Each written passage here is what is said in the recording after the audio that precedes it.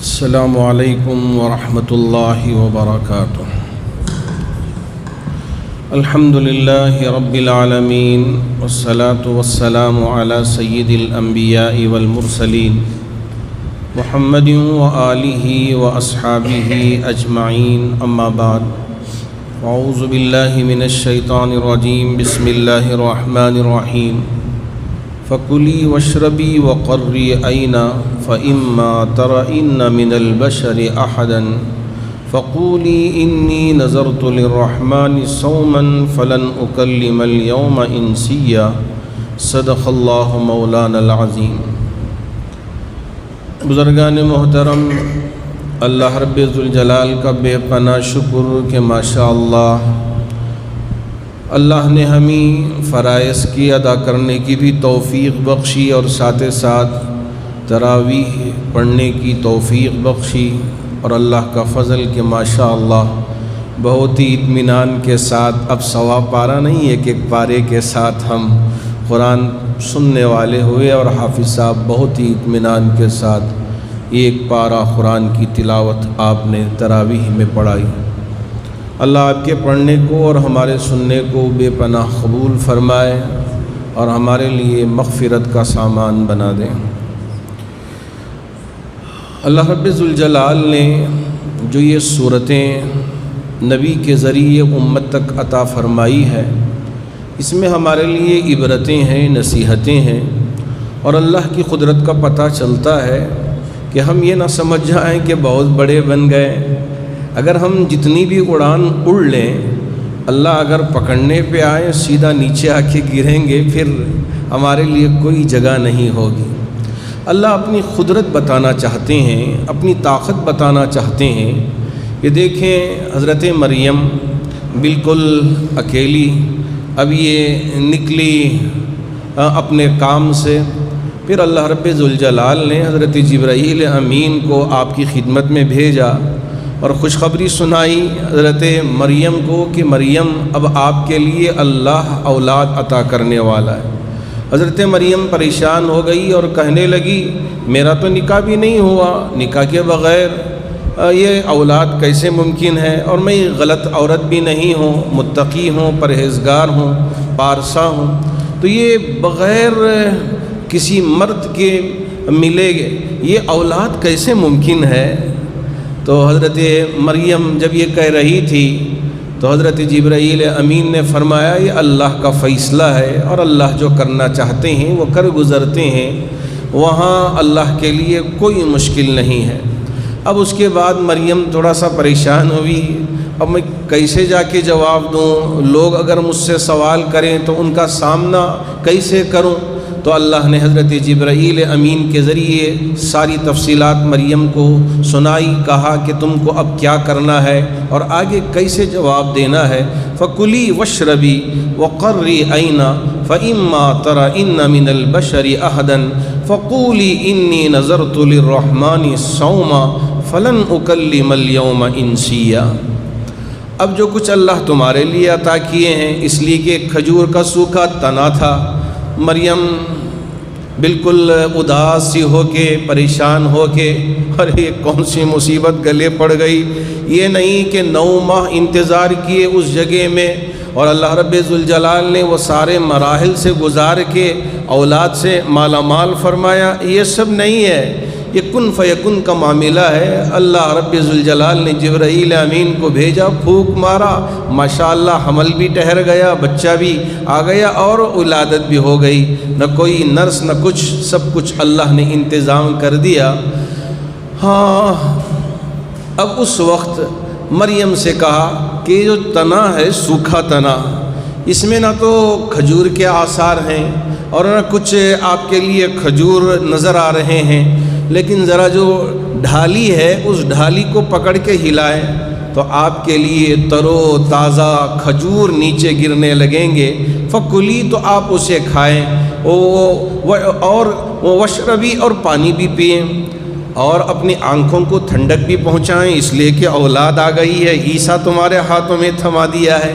پھر اس کے بعد اللہ نے جواب بھی سکھا دیا، فَإِمَّا تَرَئِنَّ مِنَ الْبَشَرِ أَحَدًا، اگر کوئی انسان نظر آئے تو آپ سے اگر وہ بات کرنا چاہے، اس لیے کہ مریم کو سب جانتے تھے، بیت المقدس کی صفائی میں لگی رہتی تھی، بہت متقی، بہت پرہیزگار اور بہت اللہ والی لڑکی تھی، اور کبھی گناہ ان کے بارے میں تصور نہیں تھا، تو اس لیے حضرت مریم بھی پریشان ہوئی، تو فرمایا رب ذوالجلال نے مریم یوں کہنا فَإِمَّا تَرَئِنَّ مِنَ الْبَشَرِ أَحَدًا فَقُولِي إِنِّي نَذَرْتُ لِلرَّحْمَٰنِ صَوْمًا، میں نے منت مان لی ہے اللہ کے لیے کہ میں روزہ رکھی ہوئی ہوں۔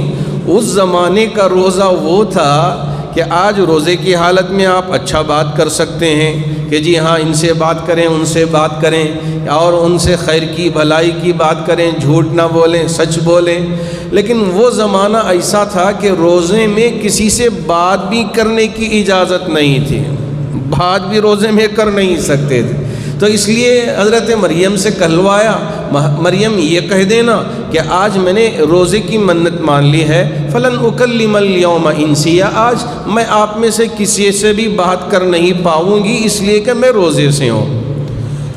اور بہت سارے سوالات ہوں گے، تو اس لیے پہلے ہی ہم آپ کو بتا دیتے ہیں کہ آپ کو کچھ کرنا نہیں ہے، ہم کریں گے، ہم اپنی قدرت کاملہ کا اظہار کریں گے، صرف اشارہ کر دینا اپنی اس اولاد کی طرف، اب اس کے بعد سارا مسئلہ آپ کا ہم حل کروا دیں گے۔ اللہ رب ذوالجلال نے جب یہ خوشخبری سنائی تو اس وقت مریم لے کے آئی، اب حکم ملا کہ اب جائیں لوگوں میں، تو لوگ پکار کے کہنے لگے یا اخت ہارون ما کان ابوکی امرأ سوء وما کانت امکی بغیہ، اے ہارون کی بہن یہ کیا لے کے آ گئی، تمہارے خاندان میں دور دور تک گنہگاروں کا پتہ نہیں ہے، سب نیک نبی اور متقی پرہیزگاروں کا خاندان ہے، یہ کہاں سے یہ اولاد لے کے آ گئی، کہاں سے یہ غلط کام کر کے یہ اولاد پکڑ کے لے کر آ گئی۔ تو اس وقت اللہ نے جو حکم دیا تھا اسی طرح انہوں نے فَأَشَارَتْ إِلَيْهِ، کہا آپ اس سے پوچھیں، قَالُوا كَيْفَ نُكَلِّمُ مَنْ كَانَ فِي الْمَهْدِ صَبِيًّا، تو لوگ کہنے لگے ارے آپ کی ایک گود میں بچہ ہے اور یہ بچہ کیسے بات کر پائے گا، ہم آپ سے پوچھ رہے ہیں آپ جواب دے دو نا، ہاں آپ جواب دے دو۔ اب اس وقت اللہ رب ذوالجلال نے اس دودھ پیتے بچے کے زبان میں بولنے کی طاقت پیدا فرما دیا، تو حضرت عیسیٰ علیہ السلام بول پڑے اپنے آپ، قال انی عبد اللہ آتانی الکتاب وجعلنی نبیا وجعلنی مبارکا اینما کنت واوصانی بالصلاة والزکاة ما دمت حیا وبرا بوالدتی ولم یجعلنی جبارا شقیا والسلام علی یوم ولدت ویوم اموت ویوم ابعث حیا ذلک عیسی ابن مریم قول الحق الذی فیہ یمترون۔ حضرت عیسیٰ بڑی لمبی تقریر کر دی لوگوں کے سامنے۔ یاد رکھیں کہ بچپن میں دودھ پیتے زمانے میں، ذرا بڑے ہو کے تو بچے بات کرنے لگ جاتے ہیں، لیکن دودھ پیتے زمانے میں بچے بات نہیں کرتے، لیکن 3 ایسے بچے ہیں جنہوں نے دودھ پیتے زمانے میں بات کر دی ہے۔ اللہ رب ذوالجلال کی قدرت وہاں نظر آئی ہے۔ ایک تو یہ حضرت عیسیٰ، میں آگے بتاؤں، اور دوسرے ایک صاحب جریج، الادب المفرد حدیث کی ایک کتاب ہے، ہمارے یہاں بھی اس کتاب کو پڑھایا جاتا ہے، طلباء کو دارالعلوم سبیل الرشاد میں وہ حدیث کی کتاب پڑھائی جاتی ہے۔ ہمارے حضرت مولانا سیف الدین صاحب رشادی رحمۃ اللہ علیہ، اور کووڈ میں حضرت بھی دنیا سے چل بسے، بڑے جید عالم تھے، وہ ہم کو الادب المفرد کی کتاب پڑھائی تھی، آج بھی یاد آتی ہے حضرت کی، وہ بھی بڑے جید عالم۔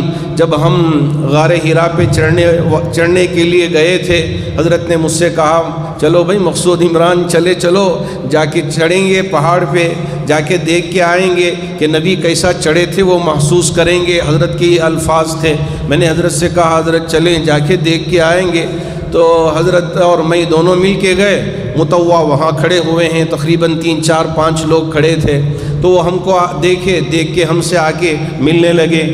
وہ کہنے لگے دیکھنے سے پتہ چلتا ہے کہ آپ بھی متوا ہو۔ متوا کے معنی عالم دین کے ہوتے ہیں۔ تو اب یہ کہنے لگے آپ بھی شکل و صورت سے متوا معلوم ہوتے ہو، اور آپ کو پتہ ہونا چاہیے کہ اللہ کے رسول علیہ السلام نے غار حرا پر چڑھنے کا حکم نہیں دیا۔ تو فوراً میرے استاد جو میرے ساتھ تھے، اس وقت میں تو شاگرد تھا، حضرت کے ساتھ ساتھ تھا، کوئی جواب نہیں دیا۔ حضرت فوراً بول پڑے اگر آپ ہمیں یہ ایک حدیث بتا دیں۔ کیا حضرت نے فرمایا؟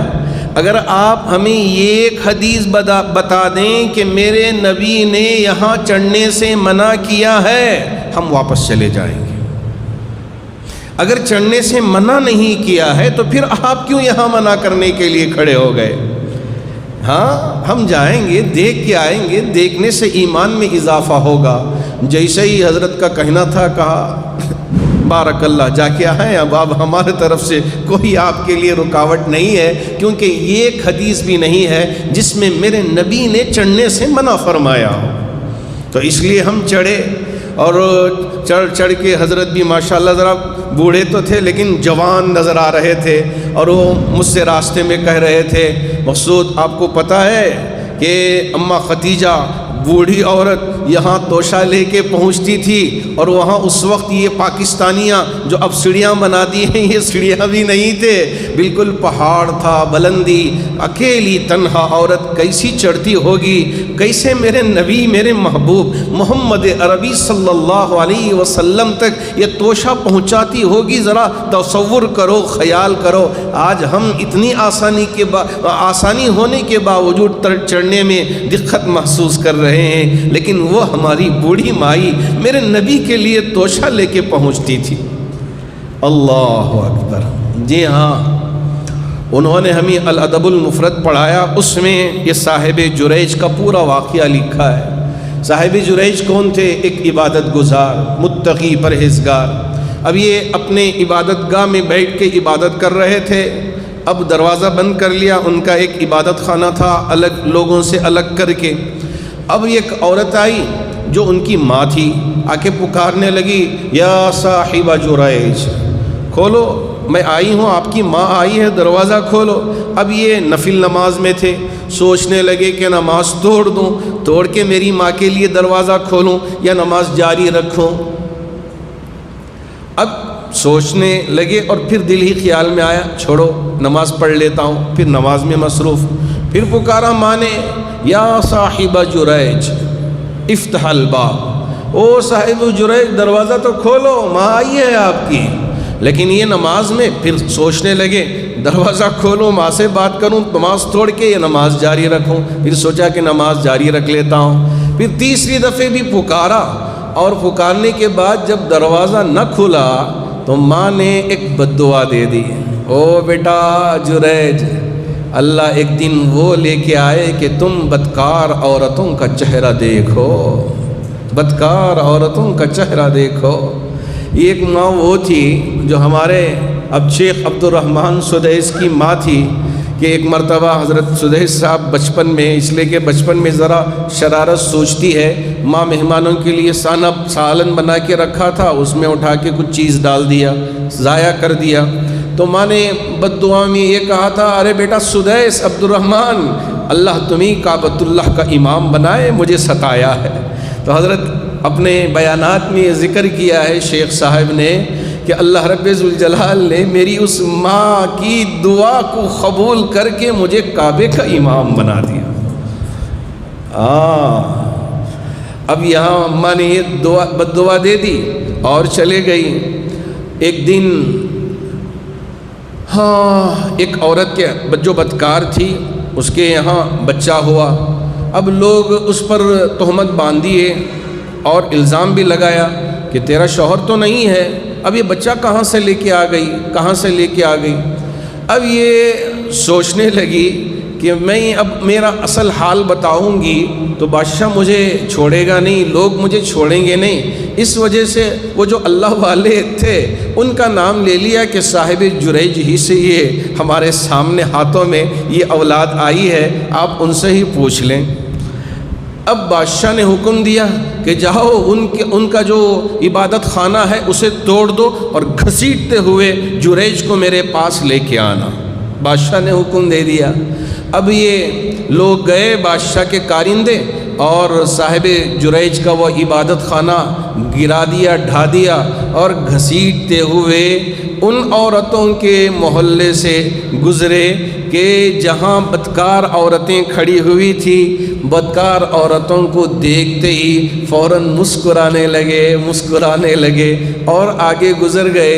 تو جو لوگ ساتھ تھے ان کو یقین ہو گیا کہ کچھ کنیکشن ہے، اس لیے دیکھ کر یہاں انڈرسٹینڈنگ ہو رہی ہے اور یہاں بات چیت چل رہی ہے، مسکرا بھی رہے ہیں، اور جا کے بادشاہ سے بھی ذکر کر دیا جب ہم یہاں بدکار عورتوں کی گلی سے گزار رہے تھے، یہ دیکھ کے ان عورتوں کو بڑا مسکرا بھی رہے تھے، تو پتہ چلتا ہے کہ یہ جو عورت کہہ رہی ہے وہ صحیح ہے اور یہ انہی کا بچہ ہے۔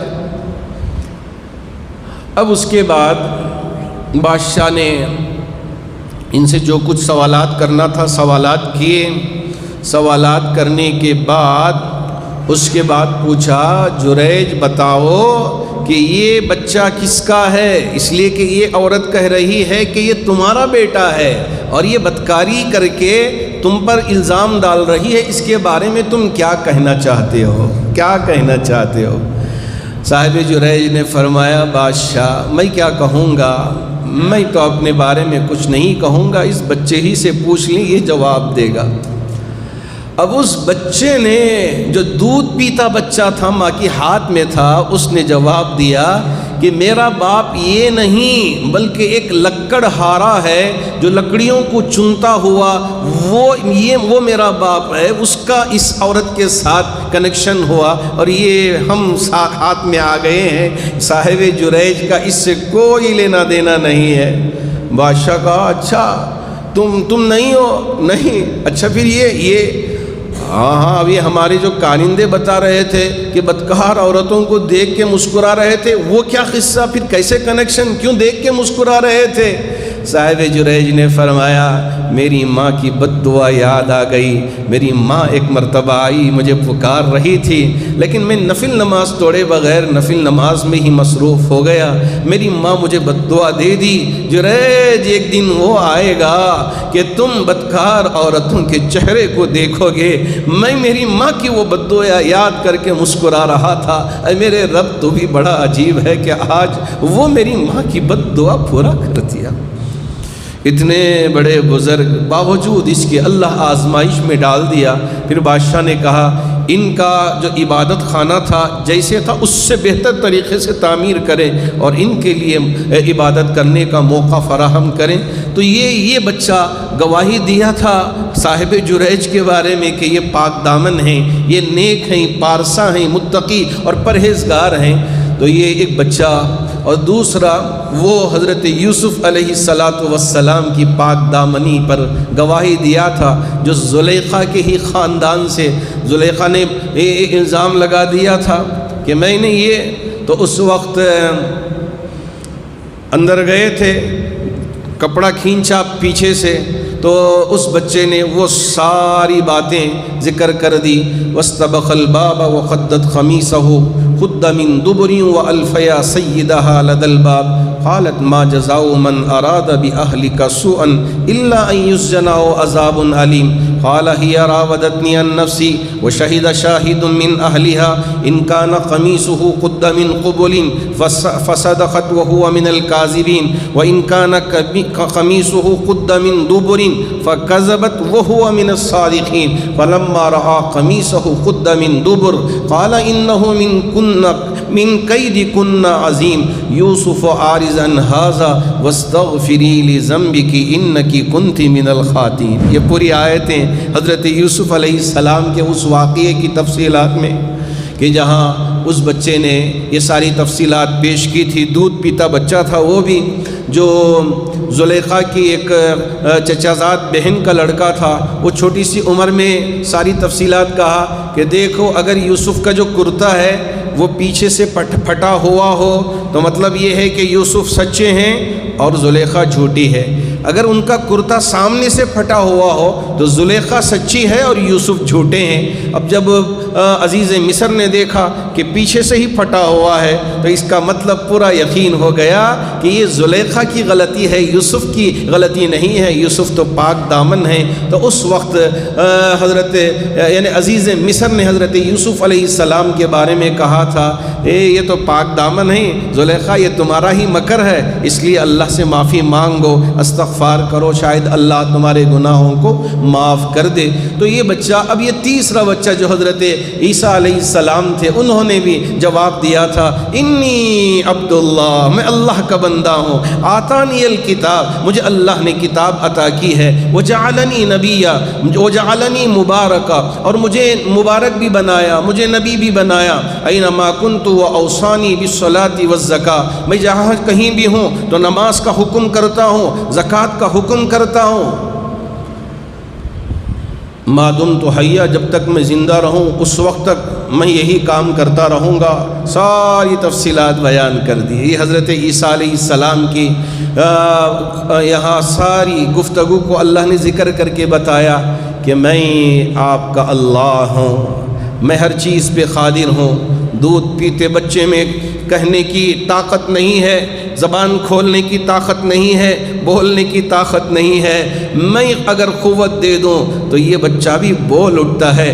قیامت کے دن اسی طرح یہ تمہارے اعضاء تمہارے بارے میں گواہی دیں گے، الیوم نختم علی افواہہم وتکلمنا ایدیہم وتشہد ارجلہم بما کانوا یکسبون، اب ہم تمہارے منہ پہ مہر لگا دیں گے، یہ تمہارے ہاتھ گواہی دیں گے، یہ تمہارے پیر گواہی دیں گے، یہ تمہارے جوارح گواہی دیں گے، جی ہاں کیا کیا کیا تھا سب کھول کے رکھ دیں گے۔ انسان بول پڑے گا ارے میں تو تجھے اچھا کھلایا تھا، پلایا تھا، فروا کیا تھا، آج میرے ہی خلاف ہو گیا، میرے ساتھ پوری زندگی رہا اور میرے خلاف گواہی دے رہا ہے۔ وہاں کچھ نہیں چلے گا، جو کچھ کیا ہے ساری چیزیں، سارا پول کھول کے یہ ہمارے اعضاء رکھ دیں گے۔ اس دن کے آنے سے پہلے پہلے اللہ کی بارگاہ میں ہم صدق دل کے ساتھ سچی اور پکی توبہ کر کے اللہ کی طرف رجوع ہونا ہے، اپنے آپ کو گناہوں سے بچانا ہے۔ اور اس کے بعد بھی ماشاءاللہ حضرت موسیٰ علیہ السلام کا بھی ذکر ہے، اور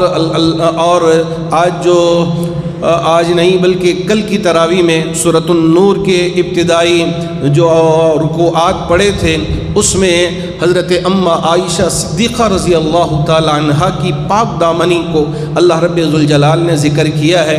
اگر اللہ نے زندگی بخشی تو انشاءاللہ کل اماں عائشہ صدیقہ رضی اللہ تعالی عنہا کے ان سارے حالات کو 2-3 رکوع میں جو اللہ نے بیان کیا ہے اسے آپ کے سامنے رکھنے کی کوشش کروں گا۔ دعا کریں کہ اللہ رب ذوالجلال ہمارے لیے اور آپ کے لیے قرآن کا سمجھنا آسان فرمائے اور قرآن پر عمل کرنا بھی آسان فرمائے۔